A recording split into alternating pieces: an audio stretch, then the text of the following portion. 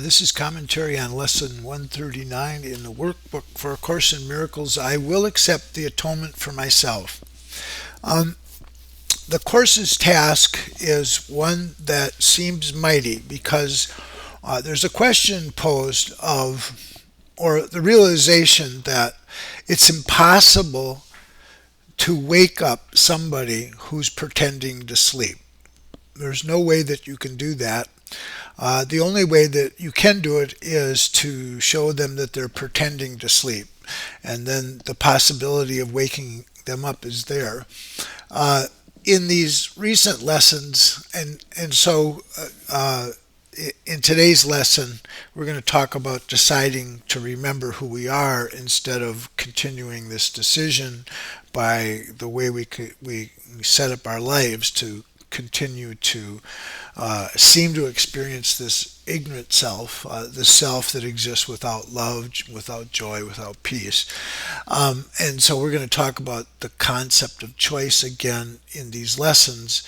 The recent emphasis on choice was how it was used to keep us ignorant of ourselves in our everyday planning for what we think this illusionary self needs, how sickness can be a decision to keep us ignorant of who we are.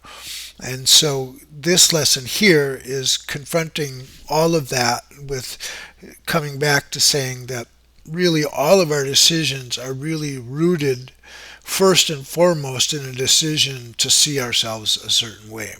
And since we believe that it's the world outside of us, others outside the world, and even our bodies ourselves is what makes us who we are, since we've learned that lesson, then we need to take that same learning ability and apply it to making another decision to remember who we are. So that's kind of what this lesson is about.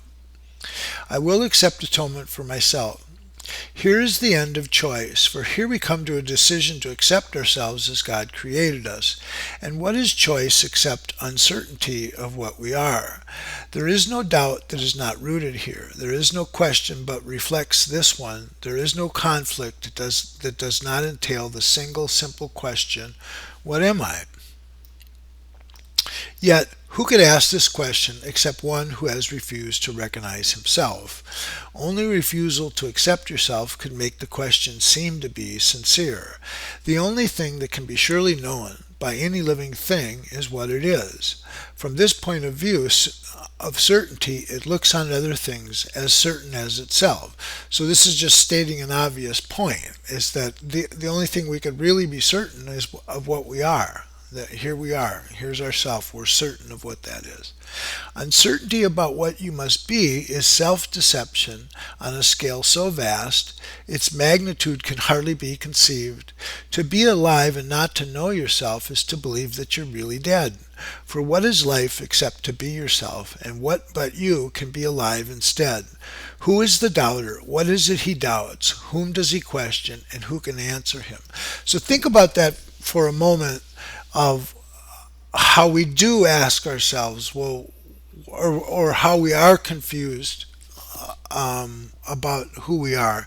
If we're a man, we say, well, I'm a man, but what does it mean to be a man? I'm a woman. Well, what does it mean to be a woman? Or I'm a carpenter. What does it mean to be a carpenter? Or all these other labels. We're always saying, well, what is that? What, all the time.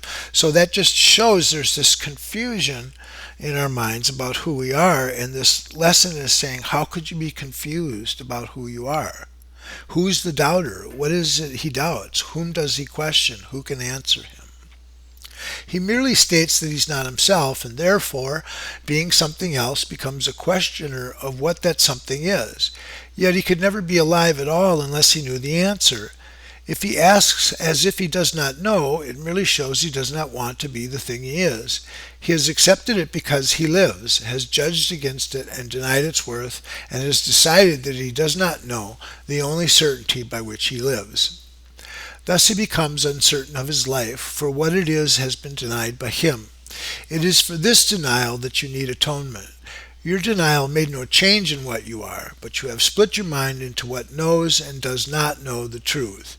You are yourself. There is no doubt of this. And that's, you are this self of love. You are yourself. There is no doubt about this, and yet you can doubt it. But you do not ask what part of you can really doubt yourself. It cannot really be a part of you that asks this question, for it asks of one who knows the answer. Were it part of you, then certainty would be impossible. Atonement remedies the strange idea that it is possible to doubt yourself and be unsure of what you really are. This is the depth of madness, yet it is the universal question of the world. What does this mean except the world is mad? Why share its madness in the sad belief that what is universal here is true? Nothing the world believes is true. It is a place whose purpose is to be a home where those who claim they do not know themselves can come to question what it is they are. And they will come again until the time atonement is accepted and they learn it is impossible to doubt yourself and not be aware of what you are. Only acceptance can be asked of you, for what you are is certain. It is set forever in the holy mind of God and in your own.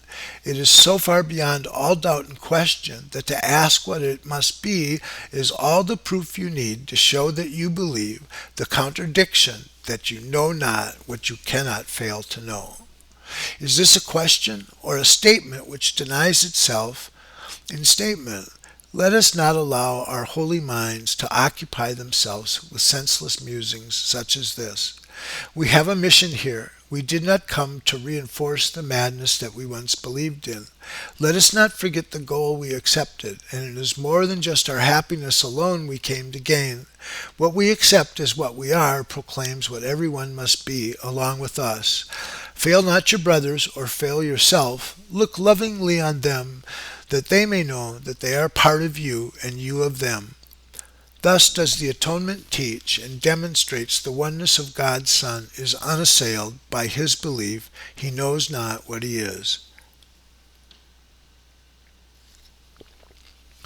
Today accept atonement, not to change reality, but merely to accept the truth about yourself and go your way rejoicing in the endless love of God. It is but this that we are asked to do. It is but this that we will do today. So here's the longer practice periods in the morning and night, and we devote, which we will devote to dedicate our minds to our assignment for today. We start with this review of what our mission is. I will accept the atonement for myself, for I remain as God created me. We have not lost the knowledge that God gave to us when he created us like him. So there's this sense in which there's this layer to our minds where there's this part of the mind where knowledge is still intact, where we do know who we are, and that knowledge is never left and it's ongoing and it's there now.